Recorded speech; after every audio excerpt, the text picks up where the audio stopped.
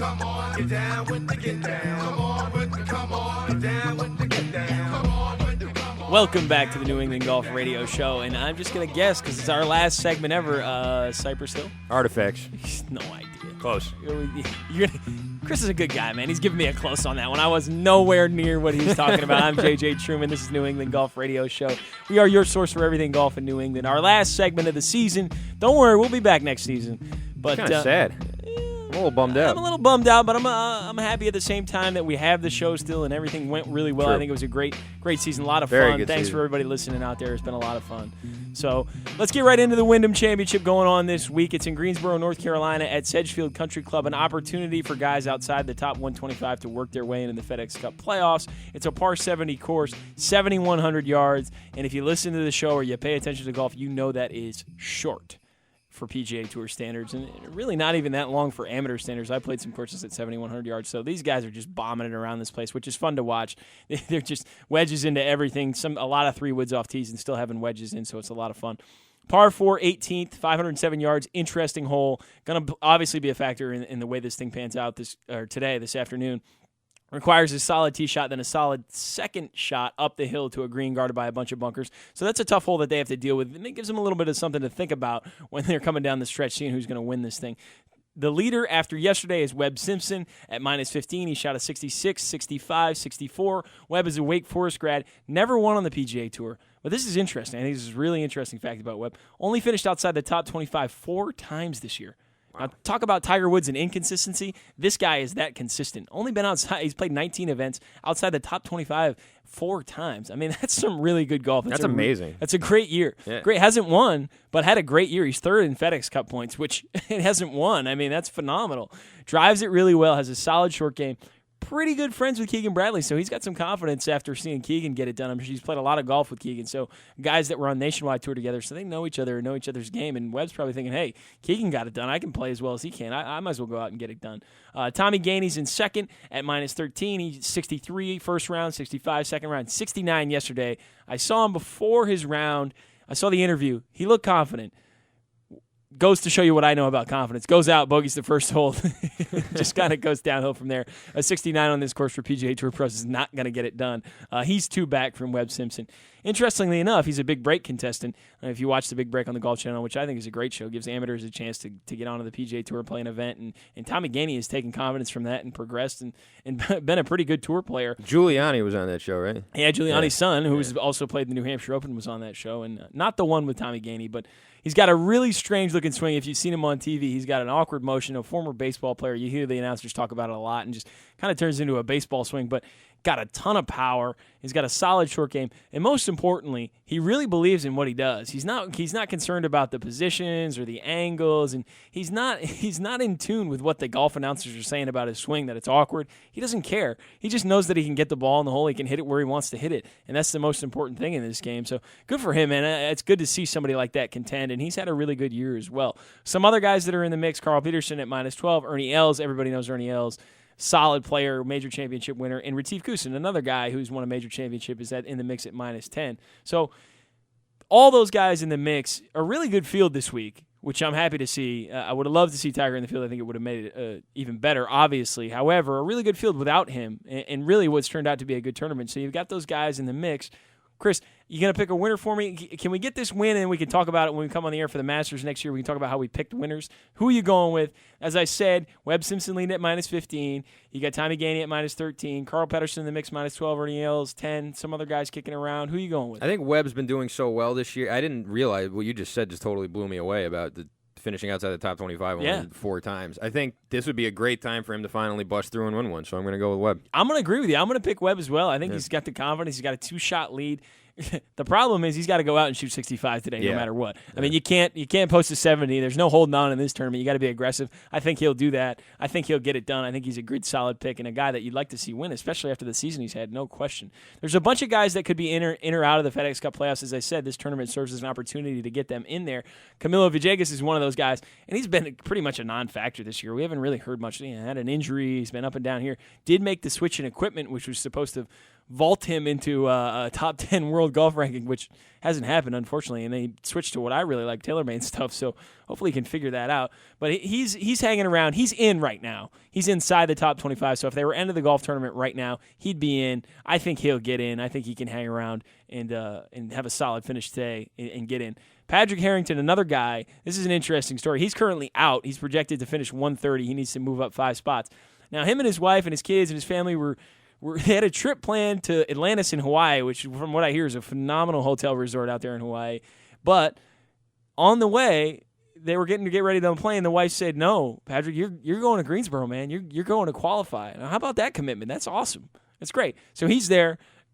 How does that go over if he doesn't qualify? I mean, is how he does in that trouble? go over when you got your bags packed, you're ready to go to Hawaii, and all of a sudden, kids are ready to roll. You're going to go play golf, mister. Yeah. Kids are ready to roll. I mean, Patrick's thinking, man, what a tough year. I got to do some work on the swing. Well, let's go to Hawaii, have a good time. No. He's we're going to Greensboro. I love it. I love the commitment of the family to do that. I think that's absolutely awesome, and I hope he gets in just for that sake. I mean, he better start hitting better. They're not going to be doing trips to Hawaii. Yeah, he's got a lot of swing thoughts and having some issues with that. He just got a new coach, which he hasn't worked with yet. He's sort of going with what he's got for the rest of the season. But a guy that won 2 major championships and a guy that was great. He was playing really, really well. Made some changes, made some more changes, and hopefully he can get it all figured out, but hopefully he gets in. I'd like to see him in the FedEx Cup playoffs. I think he adds a nice element to it, and hopefully the kids and the family will be supportive of him, even if he doesn't. I'm sure they will. I'm sure they'll be in Hawaii next week. If he doesn't, it doesn't really matter. If he doesn't turn it around, they might be vacationing in Peoria, Illinois next year. That's true. That's true. They might be on nothing against Peoria, Illinois, but that might be a tough spot. So hopefully he gets in. We got Webb Simpson. I hope those 2 guys get in. I think Camilo will do it. I think Patrick will do it. FedEx Cup playoffs coming up. Starts at the Barclays. Really interesting system. The first round, Barclays, Plainfield Country Club in Edison, New Jersey. Then we go to the Deutsche Bank at TPC Norton in Norton, Mass., which I'll be at, which is a great tournament, a lot of fun. If you have a chance to get down there, it's over Labor Day weekend. A lot of fun. Go down, check it out. You get to see the top 90. It's great. It's a blast. Then they go into the BMW at Cog Hill Golf Club in Chicago, Illinois, which is a world-renowned golf club. And then the Tour Championship is at Eastlake in Atlanta. The top 125 players in the FedEx Cup points get in, and they award certain points to certain finishes on PGA Tour events. It's 600 for Masters, 500 for a regular tour, or 600 for majors, 500 points for a regular tour win. So they're awarded points throughout the system or the season based on where they finish in each tournament. The field is cut each week in the playoffs. It starts at 125. It goes to 90 at the Deutsche Bank, then 60, then 30 for the Tour Championship. After the first 3 events, and this is interesting. This is new. So when you get to the Tour Championship, if you make it to the top 30, the points are reset. So then you're allotted a certain number of points for where you finish in that position, so everybody has a chance to win. So, for example, if you're first, you're the points leader throughout the season in the first 3 playoff events, then you receive 2,500 points, and then it goes down from there, so you have the best chance. However, anybody in that field of 30 can win.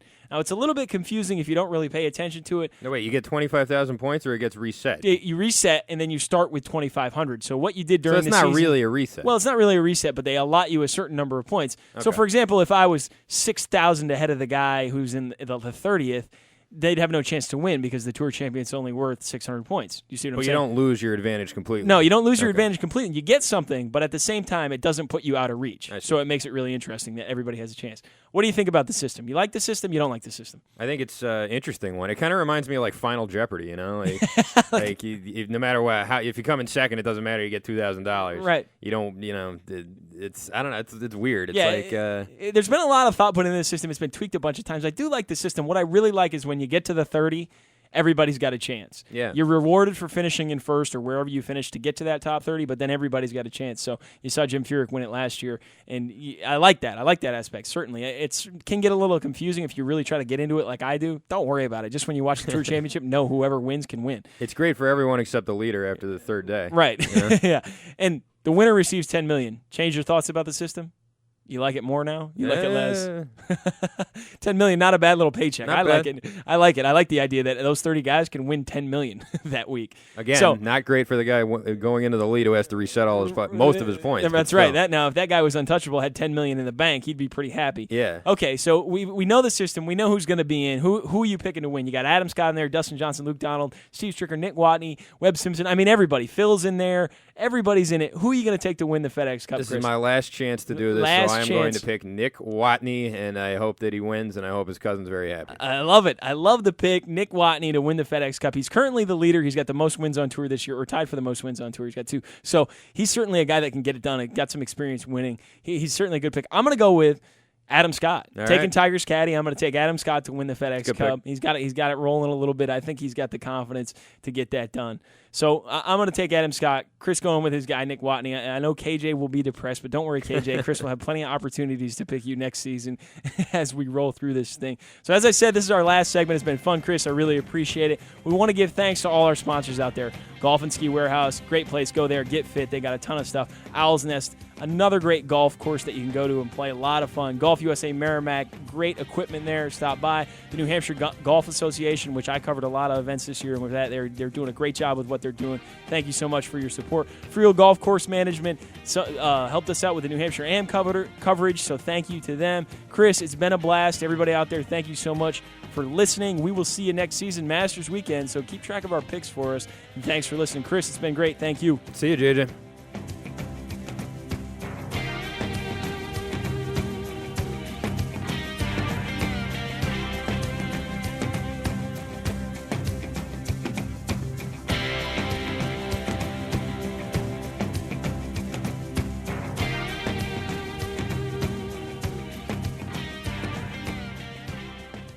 Come down to the 3rd annual Paul Rocky Messina Memorial Golf Tournament on Monday, August 20th.